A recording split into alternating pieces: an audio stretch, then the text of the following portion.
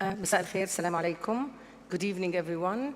I'm Raghida Dargham, and I'd like to welcome His Excellency, the President of Senegal, to the stage.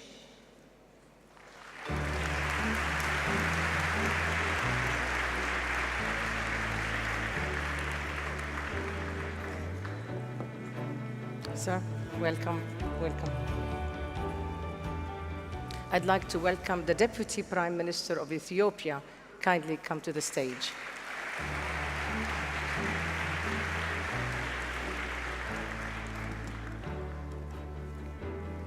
Welcome.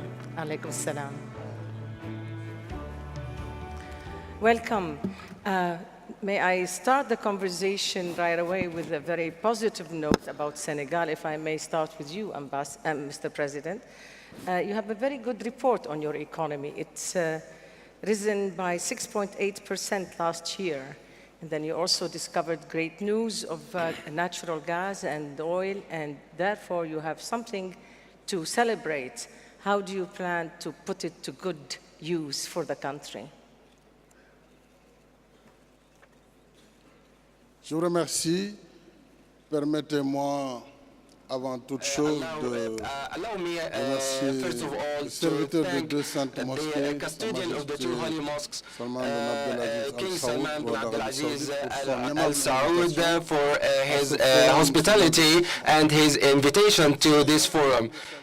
Senegal, as you know, is a part of the West African countries, and this is the country in the far west in Africa. And we have a dynamic economy from 5 to 6% last year. And last year, we achieved 7.2% of growth. We have a diversified economy. And we also discovered gas that will help us to accelerate the development of our economy. And we have a diversified economy, and we're working with the private sector and the agriculture. And today, our products are reached the European and Chinese markets. We also working to attract the foreign investment.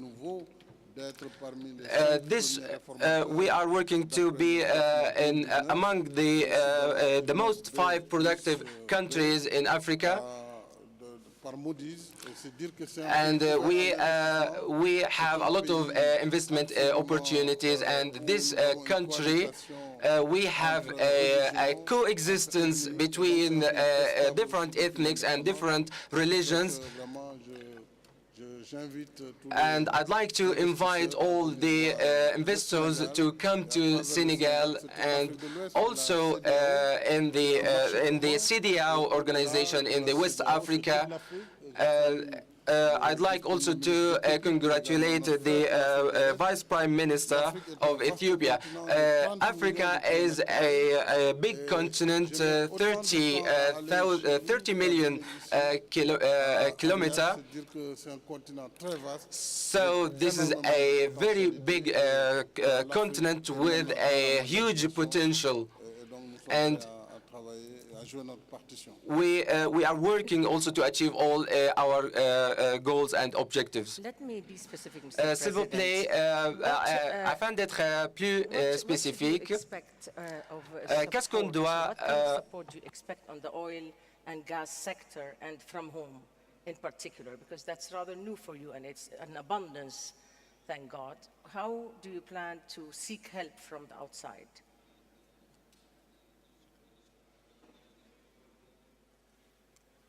Oui, pour le gaz, d'abord. For gas, deux utilisations possibles. we have Le two LNG, different le gaz liquéfié possible, pour le marché international. use. The liquefied gas. Donc, qui est voué à l'exportation.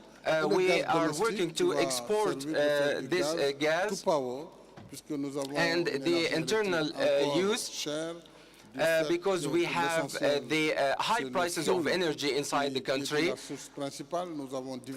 because the petrol is the main source of energy. So we are now working to diversify the energy sector, and also the renewable. We are working to have more renewable energy and solar power. So we are working to develop the traditional power and the clean power also. So we are working to export the liquefied natural gas and also the internal use. So now we will expand to the international markets. And starting from 2030, we will have a national plan. Mr. President, you have something interesting happening soon in Dakar, I believe. It's a train that will be the first of its kind in your country. What will the West Africa, will West Africa see more of this? How would you plan to share whatever experience you've had in this domain in order to help, as you mentioned, and be part of other African countries? And I would be asking one more question before I go to the Deputy Prime Minister and engage you in a further discussion about inter-African cooperation. Je vous remercie. Nous avons Thank you so much. une grande ambition pour l'émergence et nous pensons que l'Afrique n'est pas un continent à part. L'Afrique est dans la mondialisation. Africa is not an isolated quand je continent. parle du Sénégal, je raisonne Afrique. Nous devons être dans le concert des nations. Nous devons adopter et apprivoiser les dernières technologies. La raison pour laquelle j'ai fait un pari audacieux il y a 3 ans, c'était d'amener un train électrique à haute vitesse qui va relier le nouvel aéroport international in Africa, à la ville de Dakar. In the city of Dakar. This electric train will run at 130 kilometers per hour. This will be beneficial for us, and we will adopt, that will help us to adopt new technologies. And also, we have sports infrastructures, and also we have built an Olympic stadium in Senegal. We are hosting the Youth Olympic Championship in 2020. So Senegal is a country in full expansion. We have tradition and we have modernity. We are through the transformation and support of our youth. We have today all the technology, the modern technology. And you have in mind, from what I understand, to have Senegal as a hub. Digital hub. You have a strategy for 2025, I believe, as a digital hub for the region. Are these plans facing any difficulties, major difficulties? Who would you like to elaborate on what do you plan to do and how do you think this is beneficial to Africa?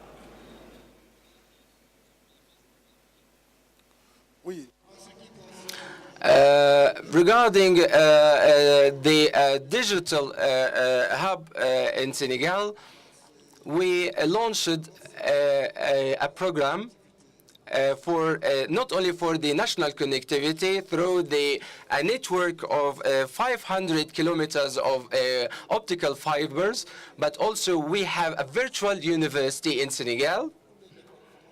And we have all the departments in these universities, and all the departments are connected.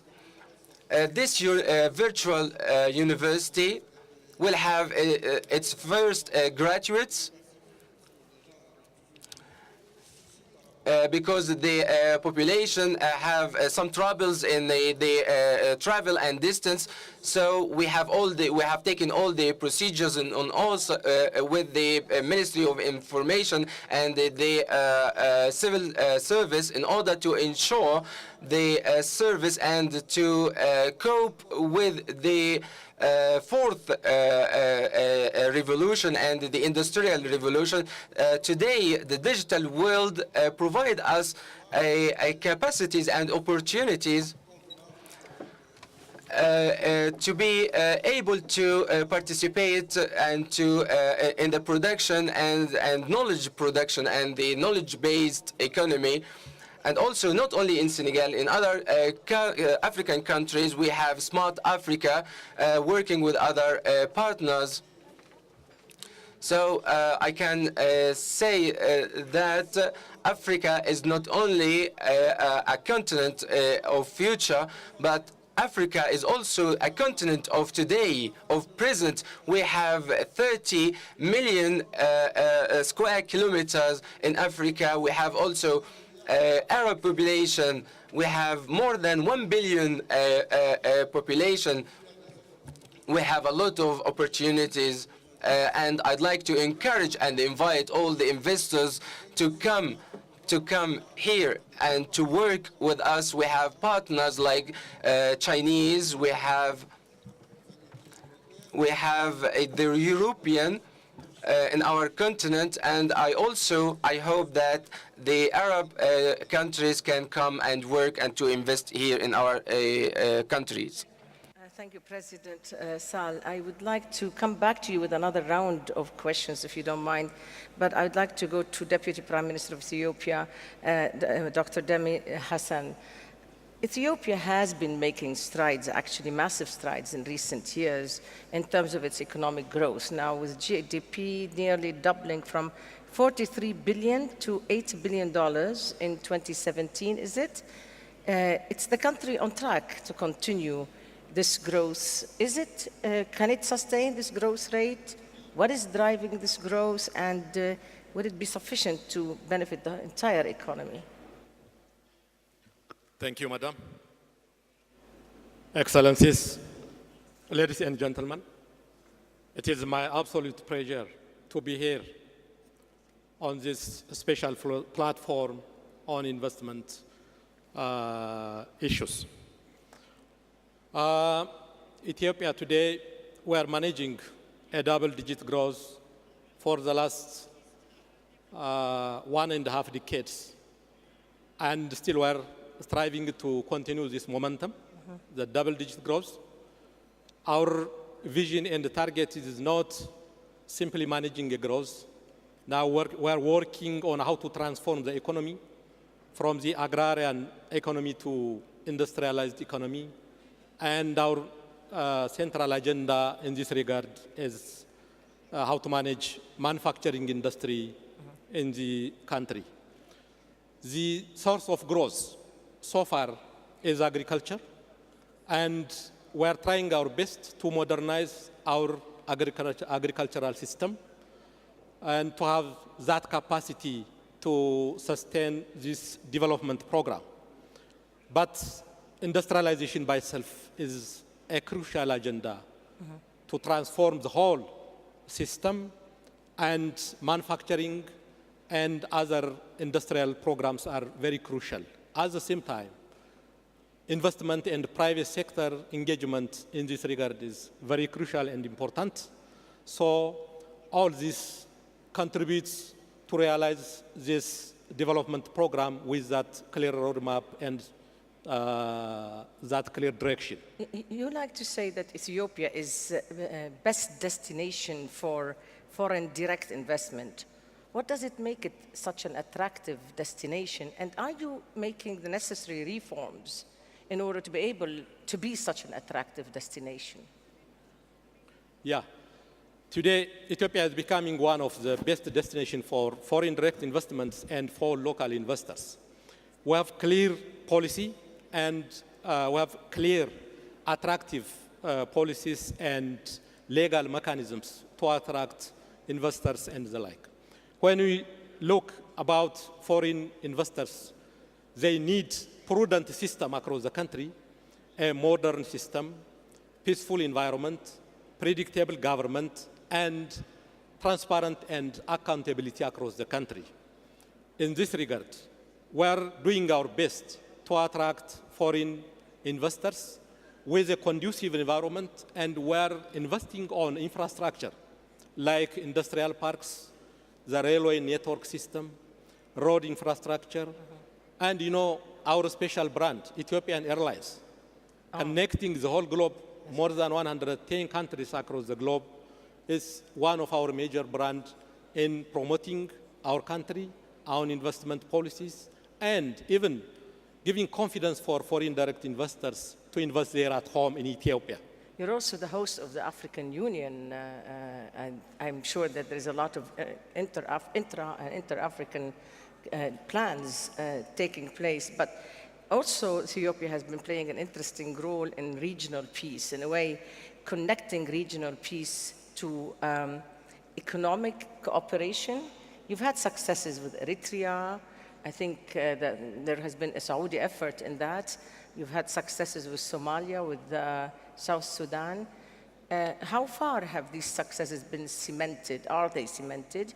And what remains as a big challenge for you to claim that you really have succeeded in regional peace? Yeah, we have clear foreign policy in this regard, and our role today, we are playing a vanguard activities at different levels. For example, in the first and top priority is how to sustain internal peace within the community and across the communities at the grassroots level. That's right, that's been a brand. And the second, how to play a vanguard, a role model as regional peace players across the globe. If you look, the Horn Africa, around East Africa, is the most volatile region with different problems and the like. Ethiopia plays a very significant role as a peace champion to deal with the Somalia case, and again to deal with the Ethiopia-Eritrea case. Our new Prime Minister, Dr. Abiy Ahmed, he played a pivotal role to have that peaceful agreement and confidence between Eritrea and Ethiopia. Now we have already started the peace dividend between the two countries and building confidence across that region. And again, within the IGAD framework, Ethiopia as a chairman, we are playing a very important role for South Sudan peace engagement. I think it is now on the right track for they agreed on power sharing and solving their internal problems for sustainable development and the like. The whole cloud looks a very peaceful and promising environment for investment, for regional integrations and peaceful discourses. Inshallah, we wish you luck on that. Thank you. President Macky Sall, can I speak to you about your vision, the vision of Senegal Emerging Plan that has 3 pillars, as I understood. One is structural transformation of the economy, one is social inclusion, and one is good governance. Now, there are details of each. For example, the structural transformation touches on issues such as agriculture and social housing, education, tourism, but the social inclusion has also the inclusion of villages and through medical coverage and what have you. And then there is good governance. Are you satisfied with your own record of good governance? Are you happy that you can be called really totally that you have applied the social inclusions perfectly? Absolument. Merci beaucoup. Yes, of Le course. plan Sénégal émergent est une vision stratégique de Our développement plan in Senegal qui a été bâti is a vision sur that was 3 built axes. on 3 axes. As you said, as you just mentioned, the structural transformation of our economy. The second one is the human resources and the inclusion and the sustainable development. And also, this is also, and the peace and security. we cannot have development without infrastructure, because infrastructure is the second pillar.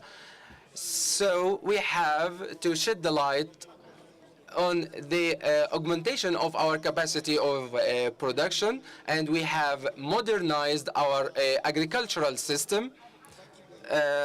We have achieved a record in 5 years. For example, some products like rice, we now achieved 1,014,000 ton of production of rice. This led us to the more exportation in Senegal. So we have modernized the agriculture by the mechanization and introduction of new capacities and capacity building, and also more fertilizers to the farmers. So also the R&D. This structure also that led to more innovation and more development in our electric system. Africa is still the most expensive continent in the cost of electricity.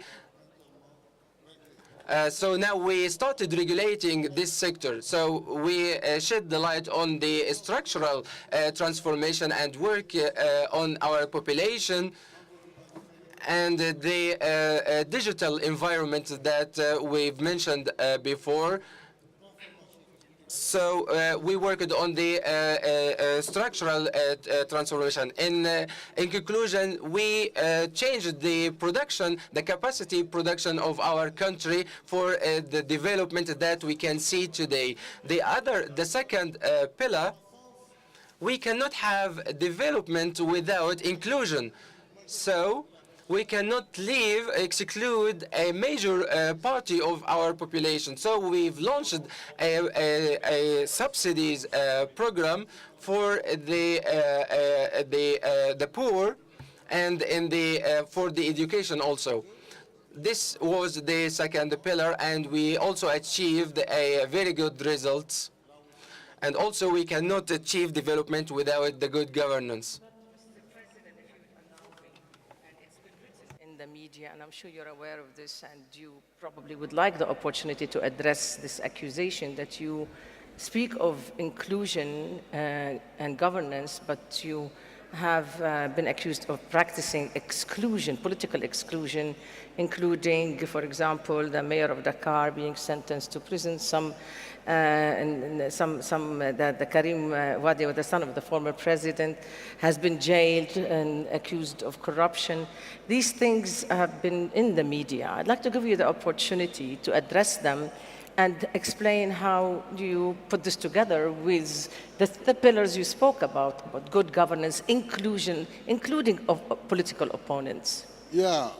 Vous savez, yes, quand on parle, you know, when we speak about you don't have to believe everything you read in the media and you hear in the media, because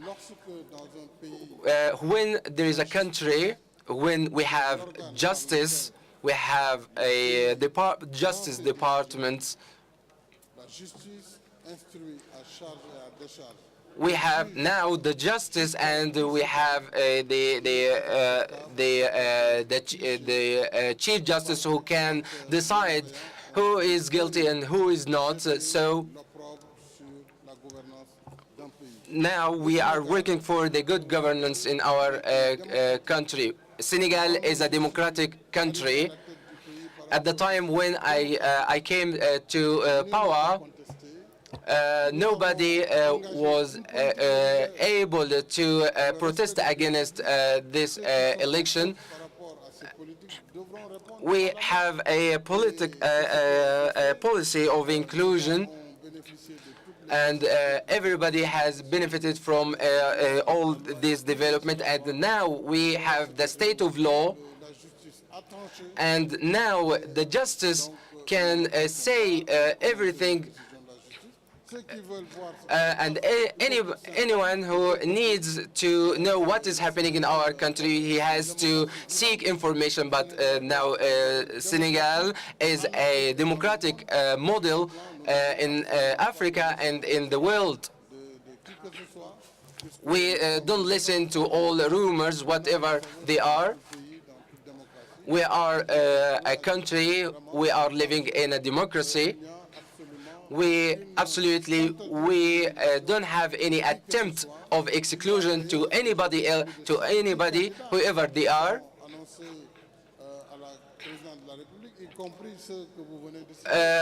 Included the persons you've mentioned. So we don't have any exclusion. I cannot exclude anybody here. These are my people, and they put their trust in me.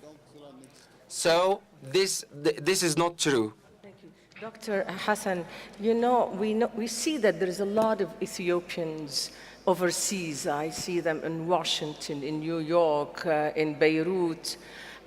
You have a lot of people who flee the country, and you have a huge growing population of the youth.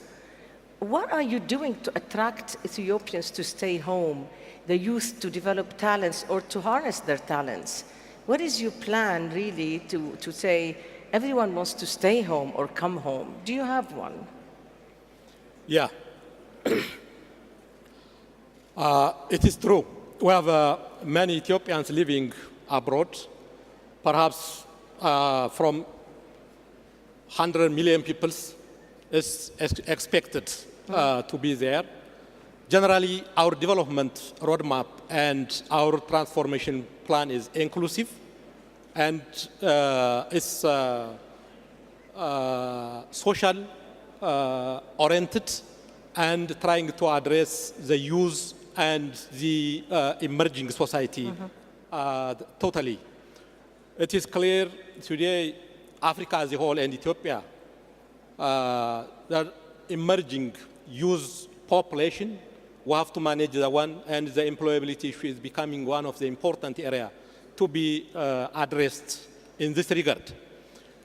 To address this problem, we're marching different reform programs, economic reform programs, legal reform programs, and political reform programs, and still we are trying to persuade our citizens to be at home and to use its local opportunity instead of looking for other places, for other even unknown places. But due to different networks, instead of exploring and instead of maximizing their potential at home, they prefer to look outside in different areas. Now, we have already the new government. We invited the diasporas to come to home and to contribute and to play their role and even to be beneficial players in this transformation process. How are you making that an attractive invitation? What are you doing to tempt them to come home and stay home? Yeah, the first thing, the issue of job creation. As job creation is an important tool for this, and accessing different opportunities, investments for local, for citizens, and other different mechanisms, and to be comfortable to live there at home. The governance reform, our prudent system, the economic reform, all this contributes to attract who live abroad and want to decide to come home and to invest in their home countries. And there is a special modality, and there is a special pull factor. We have already placed for them as a special treatment for sustainable development and to be active engagement in the transformation process as a whole. Do you think privatization is an important aspect of this? Yeah, that's also one important area for them to attract and to invest in different areas. We have a clear privatization policy and different mechanisms to attract and to invest at home with their families and other friends. You heard President Sall speak about China. and the importance of the relationship with China. I know many African countries have a very important relationship with China, which is an excellent thing to have. I'm not challenging the premise of such a good relationship. But somebody whispered in my ear to ask you, what is this? You favor Chinese companies and Chinese investments over others. Is that true? Somebody says to me, do I have to be a Chinese to be welcome in Ethiopia? Do you want to address that? And then, Mr. President, if you would also take a look at this question and see if you want to answer it. Yeah. Let me clear on this point. We have a clear strategy, investment policy, and legal framework in this regard. Our policy and our system is color blind. It's a color-blind approach. We don't want to stick with one country and with one system. It's open to all. It is true, Chinese are engaging on infrastructure and different activities there. But they are not Chinese only. The Saudis investors, the Indian investors, the Turkish investors, American investors from the US, from Europe, and other partners also engaging there. For economic cooperation and investment, our system is open, and we are color-blind, and our target is to attract every investor from the different globes. Today, Africa is a continent, it's a rising continent. Ethiopia is one of the exemplary countries in this regard, demonstrating double-digit growth and the like, and the best place for investment. So, some countries, they decided, and some citizens, they decided to invest in Ethiopia, but not others. But this emerging economy, the predictable country, and where everything is smooth, it is open to invest there and to be part of this transformation process. Mr. President, you wanted to come in on this subject, I hear. I saw you wanted to address this issue of China. Yes. Senegal is an open country. Certainly, China is not like the traditional investors like the European and the American, but Chinese came with more power. From 2015 to 2018, China invested $100 billion, and during the three coming years is committed to pay more money for the infrastructure. Africa now need more infrastructure. For example, the railways. We have a lot of institutional investors who would like to invest in this sector. Also, we have the Chinese, so we don't have any preference. But Africa is open, and my country, Senegal, also, we have a lot of European and American investors in the energy, but in the infrastructure today, the Chinese have a very important, are playing a very important role in the infrastructure. So the difference is the financing is coming from the Chinese government. So the Africans can have access to long-term investment and funding. So if we have the same facilities, if other investors can give us the same facilities, if the Arab countries can come, they will be more than welcome, because there are a lot of things to do in Africa. As a matter of the construction of the railways, we have also an open market. We have 5 connected countries in Africa, so we need people to come here and establish partnership with Africa. So because we need the capitals from all over the world and from different partnerships. Being a partner in the infrastructure of oil and gas? Not at all. Not at all. Not at all. in the beginning, we have the gas and petrol operations. For gas, we have the British petroleum companies, we have Total. But we are open. We don't have any prejudice. We don't have any preferences. Those who would like to come and negotiate with us and work in a partnership spirit, so they will be more than welcome. Question, unless I'm told otherwise. Is this a good thing to, I mean, actually, there is a reputation about Africa, that's the continent of receiving aid. How is your vision? What do you plan to do to change that perception from the strategy of aid and borrowing to the strategy of investment? How do you plan to erase that perception and get a hold of your own future and put your own mark on how you want to be seen? This question is for both of you, please. In the outset, thank you so much. I'd like to correct something.